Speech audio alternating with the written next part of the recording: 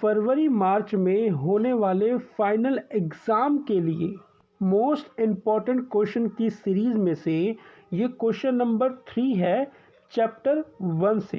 Question है हमारा लेखन कला के क्रमबद्ध विकास का वर्णन करें और चैप्टर है हमारा लेखन कला और शहरी जीवन। अगली आवाज़ विथ आंसर के साथ। प्यारे दोस्तों, फाइनल के लिए ये है क्वेश्चन नंबर 3। क्वेश्चन नंबर 3 यानी कि फाइनल का F3 क्वेश्चन है हमारा लेखन कला के क्रमबद्ध विकास का वर्णन करें। क्रमबद्ध यानी कि धीरे धीरे किस तरीके से लेखन कला का विकास हुआ मेसोपोटामिया में। यह है क्वेश्चन चैप्टर नंबर 1 लेखन कला और शहरी जीवन से ये क्वेश्चन लिया है मैंने। क्वेश्चन नंबर 3 फाइनल के लिए F3 आंसर है लेखन तथा भाषा। ध्यान देना, लेखन तथा भाषा अभिव्यक्ति का एक महत्वपूर्ण साधन है। अभिव्यक्ति का एक महत्वपूर्ण साधन है। अब अभिव्यक्ति का मतलब क्या है वो समझ लीजिए। अभिव्यक्ति का मतलब होता है कि जब दो व्यक्ति आपस में अपने विचारों को आदान प्रदान करते हैं, उस प्रक्रिया को कहा जाता है अभिव्यक्ति। और अभिव्यक्ति व्यक्ति भाषण लेखन लिखकर भी कर सकता है, आपस में बात करके भी अभिव्यक्ति का आदान प्रदान कर सकता है। तो इसलिए पहली लाइन में समझाया जा रहा है कि लेखन तथा भाषा अभिव्यक्ति का एक महत्वपूर्ण साधन है। बात समझ में आ गई होगी। आगे, जिसमें एक व्यक्ति अपने विचार दूसरे व्यक्ति के सामने प्रकट करता है। वही चीज मैंने एग्जाम्पल में समझाई आपको।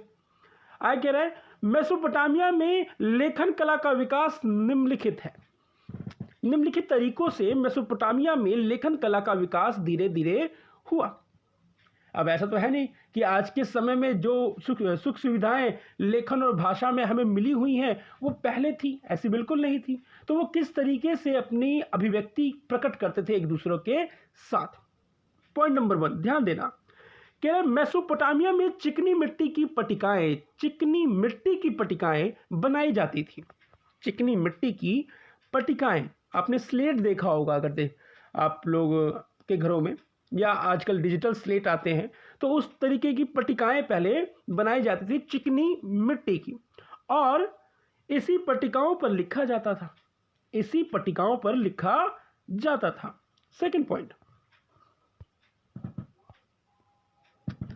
पट्टिकाओं पर उच्चारित ध्वनियों को, दृश्य संकेतों अथवा चिन्हों को सरकंडे की तिल्ली के नोक से लिखा जाता था। सरकंडे की तिल्ली के नोक से लिखा जाता था। उन चिकनी मिट्टी की पट्टिकाओं के ऊपर सरकंडे की तिल्ली के नोट से लिखा जाता था, याद रखना। पॉइंट नंबर 3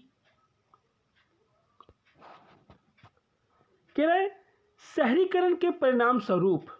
शहरीकरण कैसे, क्वेश्चन नंबर 2 में F में मैंने बताया ना कि किस तरीके से शहरीकरण का विकास हुआ और वहां पे लोग रहने लगे और एक दूसरे के साथ व्यापार करने लगे। तो वही बात कह रहा है कि शहरीकरण के परिणाम स्वरूप लेन देन का हिसाब किताब रखने की जरूरत पड़ी।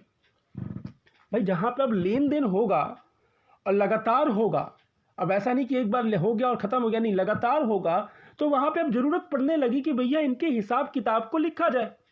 तो वह कह रहा है कि जरूरत पड़ी तो लेखन कार्य आरंभ हुआ। जब जरूरत महसूस हुई तब जाकर लेखन कार्य आरंभ हुआ। तो जब लेखन कार्य आरंभ हुआ तो चिकनी मिट्टी की पट्टिकाएं बनाई गई, उनके ऊपर सरकंडे की तिल्ली के माध्यम से लिखा जाने लगा। ठीक है, आशा करता हूं कि आप लोगों को याद भी हो रहा होगा। और प्लेलिस्ट में आप लोगों को पोल साइंस और हिस्ट्री दोनों के फाइनल की तैयारी की प्लेलिस्ट मिल जाएगी आप लोगों को। ठीक है, पॉइंट नंबर 4, हर एक लेन देन का हिसाब किताब रखने के लिए अलग अलग पट्टिकाओं का प्रयोग किया जाता था। और जरूरत समाप्त होने पर उस पट्टिका को नष्ट कर दिया जाता था। यानी कि लेन देन खत्म, कैसे आप लेन देन खत्म होते तो हम पर्चा फाड़ के साइड में फेंक देते हैं कि भैया आप लेन देन खत्म है, नया होगा तो नए पर्चे से स्टार्ट करेंगे। ठीक है, नए पेज से स्टार्ट करेंगे। तो उसी तरीके से मेसोपोटामिया में होता था कि लेन देन अब खत्म हो गया तो उस पट्टिका को तोड़ के फेंक दिया जाता था, नष्ट कर दिया जाता था। पॉइंट नंबर 5 और लास्ट कह रहा है कि मेसोपोटामिया के लोग अपना हिसाब किताब रखने, हिसाब किताब रखने, शब्दकोश बनाने, राजाओं के कार्यों का कार्य का वर्णन करने आदि में लेखन का प्रयोग करने लगे थे। यानी कि इतना व्यापक हो गया था लेखन की प्रक्रिया, जिसमें कि अब राजाओं के बारे में भी लिखा जाने लगा था कि वो क्या काम करते हैं, क्या किस तरीके से प्रशासन है उनका, क्या दिनचर्या जो भी, ठीक है। तो लेखन प्रक्रिया किस तरीके से धीरे धीरे विकास में आने लगी मेसोपोटामिया के अंदर। तो ये था F3 यानी फाइनल का question number 3। Most important question की सीरीज के ही क्वेश्चंस आप लोगों को करवा रहा हूं। प्रीवियस ईयर के एग्जाम में क्वेश्चन पूछे गए हैं, आप लोग ये क्वेश्चन कर रहे हो, यानी कि आप पिछले 5 साल के पेपर भी कर रहे हो। कोई भी डाउट हो कमेंट बॉक्स में लिख सकते हो। ग्रुप डिस्क्रिप्शन में व्हाट्सएप ग्रुप है, आप उसमें ज्वाइन हो जाइए, क्योंकि कोई भी छोटी बात अगर बतानी हो तो मुझे वीडियो ना बनानी पड़े, सीधा मैं आप लोगों को उस व्हाट्सएप ग्रुप के अंदर सेंड कर दूँ या वॉइस रिकॉर्डिंग भेज दूँ। तो मिलते हैं नेक्स्ट वीडियो में, यानी कि क्वेश्चन नंबर 4 F4 में। तब तक अपना और अपने परिवार का ध्यान रखें। जय हिंद, जय भारत।